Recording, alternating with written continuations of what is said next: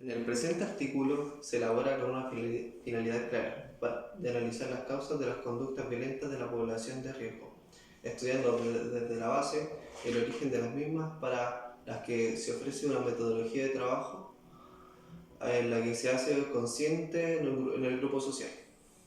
Una vez que ya se haya desencadenado la respuesta violenta, de las consecuencias de su actitud ha generado en los demás y sobre sí mismo, y se le ayuda a reelaborar soluciones en las que se enfrentará a las situaciones estresantes que se produzcan.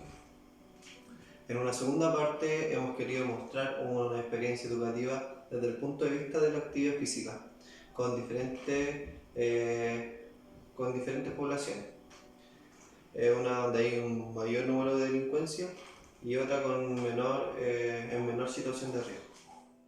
Esta investigación recoge información de personas desfavorecidas por situaciones de exclusión social, tales como menores de 25 años que presenten fracaso escolar, situación de abandono o reestructuración familiar.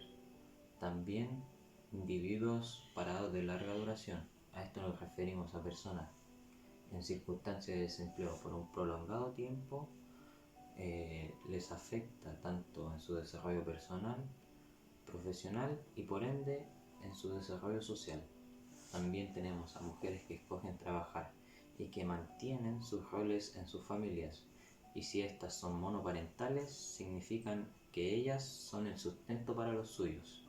Asimismo, tenemos a inmigrantes y minorías étnicas, que por sus diferencias socioculturales, creencias o hábitos los llevan a estar siempre o en la mayoría de los casos en una situación desfavorable.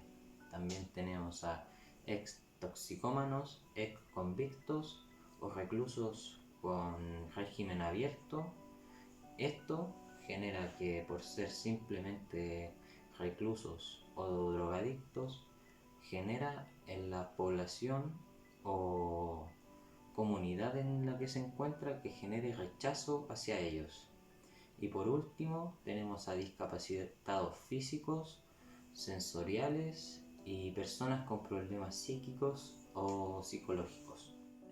Toda población de riesgo presenta condicionantes que repercuten negativamente en su realidad, como la precariedad económica, la preparación laboral insuficiente, el desarrollo psicológico, el apartamiento social y la carencia de trabajo de futuro. Todas estas consecuencias producen en la población una serie de fenómenos que acaban menoscabando su propia identidad personal, y se ve afectada en la autoestima, de manera que se solucionan en una actitud defensiva e incluso agresiva. Al no existir un contexto que refuerce las actitudes positivas, el individuo no tendrá límites y se guiará por un entorno viciado y desmedido, con lo que conlleva a evadir la realidad social y una continua actitud destructiva de sí mismo sin medir lo que origina en su entorno, sobre todo en lo que se refiere al autoconcepto, lo que conlleva la falta de autocontrol de las emociones, adquiriendo hábitos violentos como respuesta, con actitudes destructivas, con resultados adversos e insostenibles fuera de su control, lo que en un corto periodo se trasladan a todos sus ámbitos de su vida. La violencia como una herramienta. Hay varios tipos de violencia, pero vamos a señalar solamente dos. La principal fue la violencia reactiva, que es una explosión que surge cuando se experimenta un nivel de tensión o de dificultad que supera la capacidad de la persona o del grupo, también para afrontarlo de otra manera. Este tipo de violencia surge normalmente de manera o de forma más espontánea y no se ve reforzada más por el propio ego de la persona, o en el caso de haber salido vencedora en la misma. Mientras que la violencia instrumental surge cuando se refuerza para permitir obtener a corto plazo un simple objetivo, pero también puede surgir como consecuencia de lo anterior si la persona que la ejerce se da cuenta conscientemente o inconscientemente de que esta respuesta consigue lo que quiere. Esto también se observa bastante a menudo en los contextos familiares, basados en el miedo, cuando alguno de sus miembros también se da cuenta mediante los gritos, el enfado, incluso la violencia física, obtienen lo que quieren sin plantearse las consecuencias que de este tipo de acciones tengan sobre sus seres queridos. Hablar de población o situación de riesgo, sobre todo cuando las causas de su marginalidad la tenemos que hallar en toda la sociedad. ¿Existe acaso una población exenta de riesgo? La respuesta es obvia.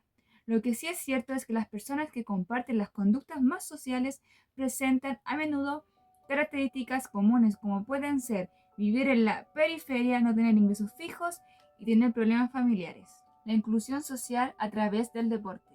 Lograr la reeducación del interno a través de valores en el ámbito del deporte y la actividad física. Fomentar entre los internos el desarrollo de actitudes deportivas mediante el desarrollo de valores educativos. Contribuir al desarrollo integral y armónico de la personalidad del interno a través del movimiento. Iniciar a los internos en la utilización y aprovechamiento del tiempo libre, dirigiéndolos hacia la creación de hábitos o actividades favorables al ejercicio físico.